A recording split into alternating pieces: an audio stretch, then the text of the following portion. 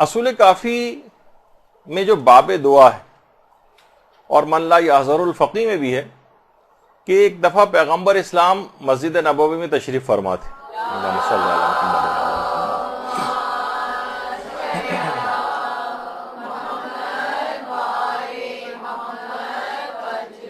کہ ایک انتہائی بوڑھا شخص عصا کے سہارے سے مسجد نبوی کے اندر داخل ہوا.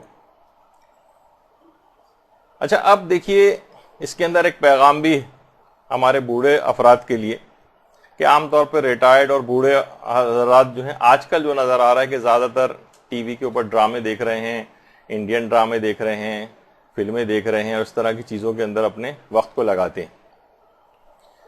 وہ بہرحال وہ جو تھا بوڑھا وہ پیغمبر اسلام کے پاس آیا, کہا یا رسول اللہ میں بہت بوڑھا اور کمزور ہو گیا ہوں, اب میں اعمال انجام نہیں دے سکتا, اب میں روزہ رکھنے سے معذور ہو گیا ہوں, بڑھاپے میں روزہ نہیں رکھا جاتا, جہاد سے میں معذور ہو گیا ہوں, مجھے کوئی ایسا عمل تعلیم فرمائیں کہ میں اپنی ان کمیوں کو پورا کر سکوں.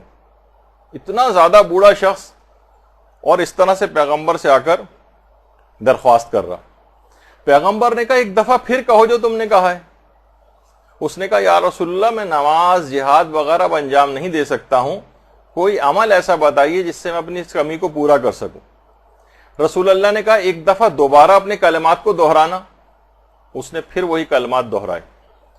پیغمبر نے کہا کہ میں نے تم سے ان کلمات کو دہرانے کے متعلق جو بات کہی تھی اس کی وجہ یہ تھی کہ جب تم یہ بات کہہ رہے تھے تو پروردگار کی رحمت جوش میں آ رہی تھی اور کوئی اینٹ اور کوئی پتھر ایسا نہیں تھا جس نے تم پر نگاہ رحمت نہ کی ہو. اللہم صلی علی محمد و علی محمد.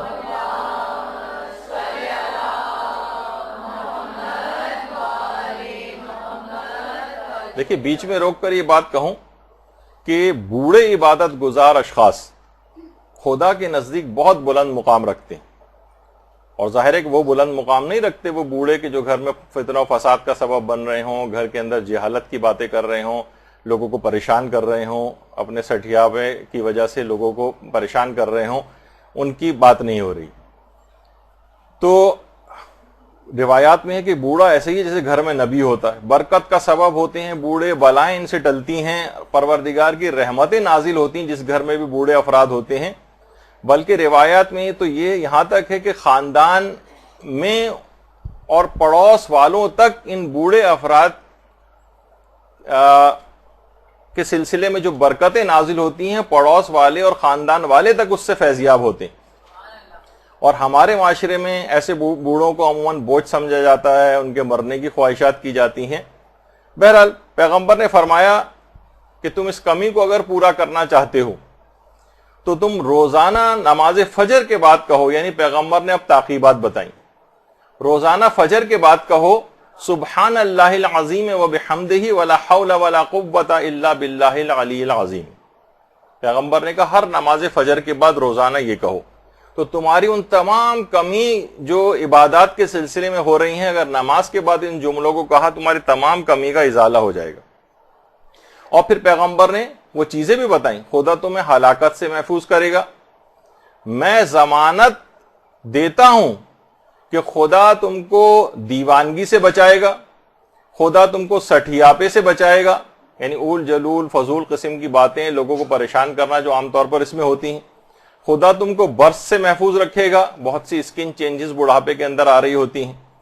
خدا تم کو جزام سے محفوظ رکھے گا, اور خدا تم کو فقر و فاقے سے بچائے گا. عام طور پر بوڑھے ریٹائرڈ حضرات دوسرے لوگوں کے پیسوں کے محتاج ہوتے ہیں کہ ان کو چیزیں چاہیے, دوائیں چاہیے, فلاں, تو دوسرے لوگ ایسا پروردگار انتظام کرے گا کہ تمہیں دوسرے لوگوں کے دست نگر ہونے سے بچائے گا. اچھا بوڑھے کو اس کے اوپر قانع ہو جانا چاہیے تھا, پیغمبر نے اتنی ساری چیزیں اس کو بتا دی. اس بوڑھے کی بھی معرفت دیکھی, کہنے لگا یا رسول اللہ یہ تو دنیا کی باتیں ہو گئی, مجھے آخرت کے لیے بھی تو کچھ بتائیے. اب پیغمبر نے اس کے بعد تعقیبات میں وہ مشہور تعقیب بتائی جو آپ عام طور پر نمازوں کے اندر پڑھتی ہی ہیں. پیغمبر نے کہا ان جملوں کو نماز کے بعد کہا کرو, اللہم اہدنی من عندک وافض علی من فضلک وانشر علی من رحمتک وانزل علی من برکاتک. یہ عام طور پر پڑھی جاتی ہے، لیکن اس کا بیک گراؤنڈ لوگوں کو پتہ نہیں کہ پیغمبر نے کس موقع پر یہ کلمات ارشاد فرمائے تھے۔ تو آخرت کے لحاظ سے اتنی زیادہ پیغمبر نے کہا کہ پیغمبر نے کہا میں تم کو بشارت دیتا ہوں کہ اگر تم نے ان جملوں کو نمازوں کے بعد پڑھا تو جنت کے 8 کے 8 دروازے تمہارے لیے کھل جائیں گے، جس دروازے سے چاہو جنت میں داخل ہو جانا۔